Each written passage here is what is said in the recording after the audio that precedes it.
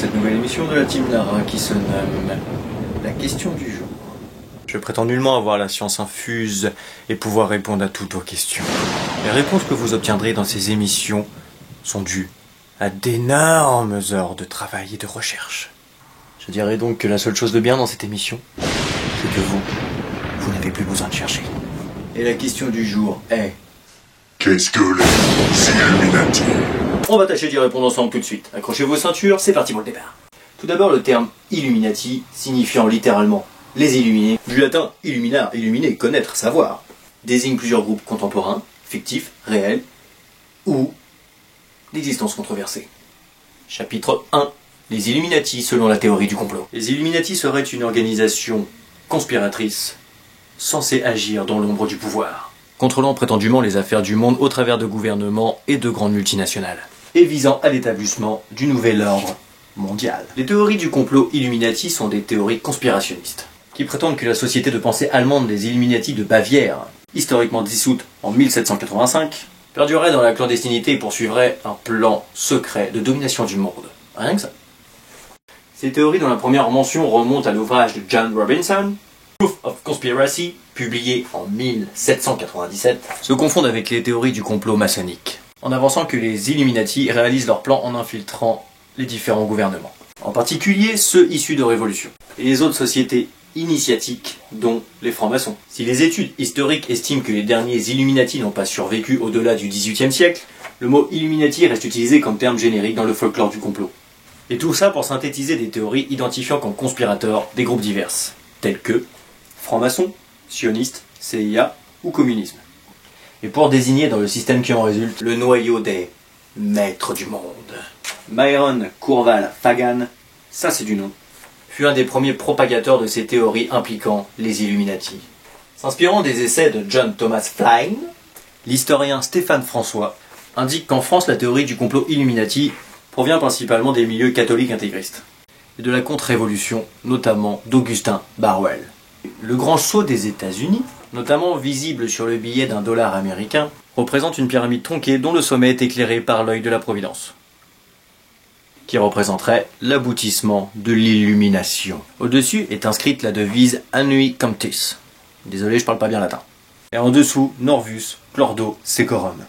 Je parle toujours pas bien latin. Inscription MDCCXXLV1, en numérotation romaine, à la base de la pyramide, correspond à l'année 1776.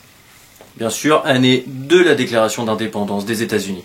Ces symboles sont cités par les théoriciens du complot comme exemple donc de la présence des Illuminati. Désolé, j'ai pas fait le raccord, j'ai eu un bug. On enchaîne.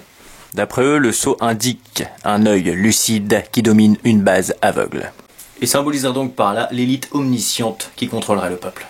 Amnui coeptis, qui veut dire à peu près « il approuve ce qui a été commencé », est un cri de victoire des conspirateurs. Tandis que Novus Clordo Secorum, autrement dit nouvel ordre séculier, vous ne savez pas ce que veut dire séculier? Allez chercher dans le dictionnaire, je vais pas tout vous faire sous le cul non plus. Indique quant à lui le régime rebelle, nouveau car indépendant de l'Église. La mention 1776 en numérotation romaine ramènerait-elle à l'année de la fondation des Illuminati de Bavière, maître secret du gouvernement américain? Ces symboles ésotériques courants sont apparus ultérieurement aux Illuminati. L'œil dans le triangle est par exemple une représentation de Dieu datant de la Renaissance. Quant à la pyramide non terminée, suggérée par Francis Hopkinson, oui je sais, il n'y a pas la photo de tout le monde, mais en même temps je suis quelqu'un d'un peu feignant et les montages, c'est chiant. Suggérée donc par notre ami Francis au comité qui dessina le grand sceau des États-Unis. Faut suivre, hein. Elle représente la nouvelle nation, vouée à durer des siècles, à l'instar des fameuses pyramides d'Égypte. Elle comporte 13 rangées de pierres, représentant les 13 colonies d'origine, sous l'œil de la Providence. Et je finirai sur les déclarations d'un historien nommé Stéphane François. La théorie du complot Illuminati a été véhiculée par les milieux d'extrême droite ésotérique marqués par le New Age. Elle l'est aujourd'hui par une organisation d'extrême droite comme Égalité et Réconciliation, mais aussi chez les altermondialistes et dans le milieu du hip-hop, ainsi que par Laurent Glosy. Allez chercher qui c'est, sans déconner. Ancien chroniqueur de Rivarol. Ça vous fait une belle jambe, hein, vous savez pas ce que c'est non plus. Qui lui a écrit un livre largement cité à l'extrême droite, Radio Courtoisie. Je tiens à signaler aussi qu'absolument tout le contenu de cette vidéo a été recherché et trouvé sur internet. À aucun moment mes propres convictions personnelles n'entrent en jeu dans cette vidéo. Je suis juste comme vous et à force d'entendre parler des choses, j'aime bien avoir une opinion sur ce qu'elles sont. En bref, le résumé de cette vidéo est que les Illuminati seraient un groupe de complotistes de l'ombre. Réel ou non, telle est la question. Voilà, j'espère que cette première émission de la question du jour vous aura plu. Le prochain thème sera quant à lui un petit peu plus léger, dirons-nous. En attendant, faites attention au complot. Je vous fais des big bisous et je vous dis à très bientôt. PS, tu as vu Brian?